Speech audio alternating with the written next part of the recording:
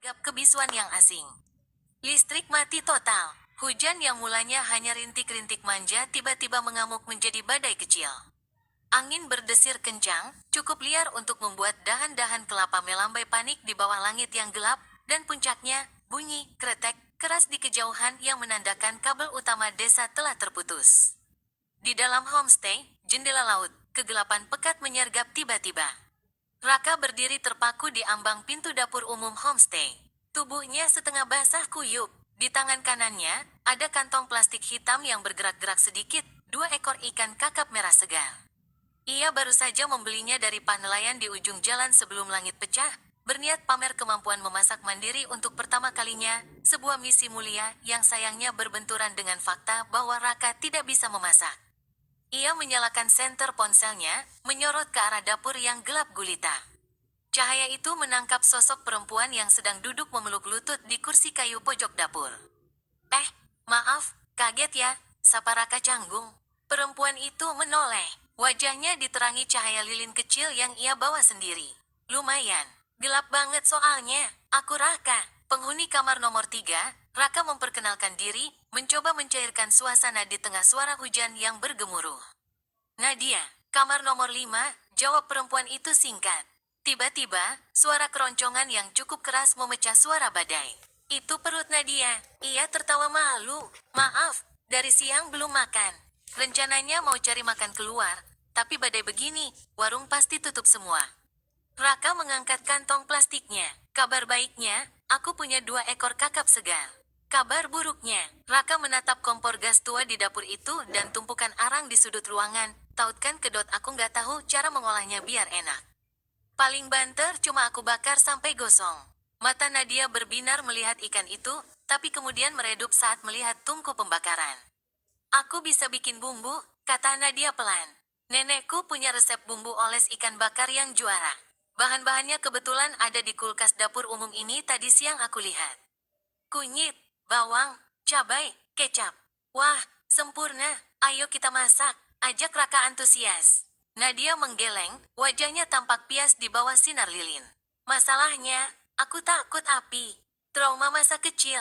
Kalau nyalain kompor gas atau bikin bara api, tanganku pasti gemetar hebat. Apalagi gelap begini. Mereka berdua terdiam. Situasinya sungguh ironis. Raka punya bahan tapi tak punya rasa. Nadia punya rasa tapi tak punya nyali menghadapi api. Gimana kalau kita kerjasama? Usul Raka, suaranya terdengar optimis. Kamu yang jadi otak, aku yang jadi otot. Kamu racik bumbunya, instruksikan aku harus ngapain. Nanti urusan nyalain arang, main kipas, dan bolak-balik ikan di atas api, biar aku yang maju. Kamu cukup duduk jauh-jauh dari api. Nadia berpikir sejenak, lalu mengangguk. Oke, deal. Malam itu, dapur umum yang sederhana berubah menjadi panggung kolaborasi 2 orang asing. Di bawah penerangan 3 batang lilin dan 2 senter ponsel yang diletakkan sembarangan, operasi penyelamatan perut dimulai.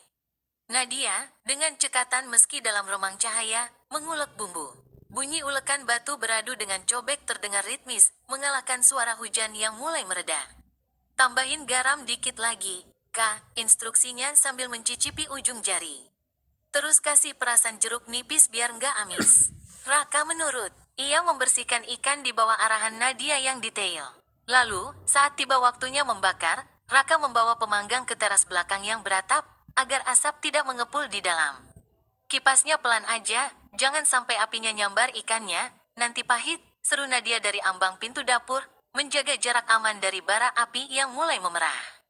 Siap, Chef, sahut Raka sambil mengusap keringat di dahinya yang bercampur percikan air hujan. Aroma itu mulai tercium. Wangi kunyit yang terbakar, manisnya kecap yang terkaramelisasi, dan gurihnya daging ikan segar yang mematang. Bau asap yang biasanya menyesakkan, malam itu terasa seperti aroma paling lezat di dunia. 30 menit kemudian, ikan bakar itu tersaji di atas meja kayu tua. Penampilannya mungkin tidak seindah restoran bintang 5, agak sedikit gosong di bagian ekor karena Raka meleng sebentar, tapi aromanya sungguh menggugah selera. Mereka duduk berhadapan, diterangi lilin yang apinya meliuk-liuk tertiup angin sepoi-sepoi. Suapan pertama, Raka membelalakan mata. Gila, ini enak banget. Nat, bumbumu ajaib. Nadia tersenyum lega, menyuap ikannya sendiri. Bukan cuma bumbunya, tingkat kematangannya pas. Kalau aku yang bakar, pasti udah nggak matang karena aku takut apinya kegedean. Kamu jago jaga baranya. Di luar, hujan sudah reda. Suara guntur berganti menjadi suara debur ombak yang lebih tenang. Tahu nggak, kata Raka sambil mengambil nasi lagi, kalau listrik nggak mati, mungkin aku bakal makan mie instan di kamar sendirian, dan kamu kelaparan nunggu hujan reda. Kadang, situasi yang kelihatan buruk, kayak badai dan mati lampu, malah ngasih jalan buat sesuatu yang lebih baik. Nadia mengangguk setuju. Dan keterbatasan kita ternyata kuncinya. Aku nggak bisa tanpa kamu yang berani sama api. Kamu nggak bisa makan enak tanpa racikanku. Malam itu, mereka belajar satu hal sederhana. Bahwa mengakui kelemahan bukanlah aib, melainkan undangan bagi orang lain untuk melengkapi. Saat piring mereka bersih, awan tebal di langit mulai tersibak. Listrik desa masih belum menyala, tapi itu tidak lagi menjadi masalah.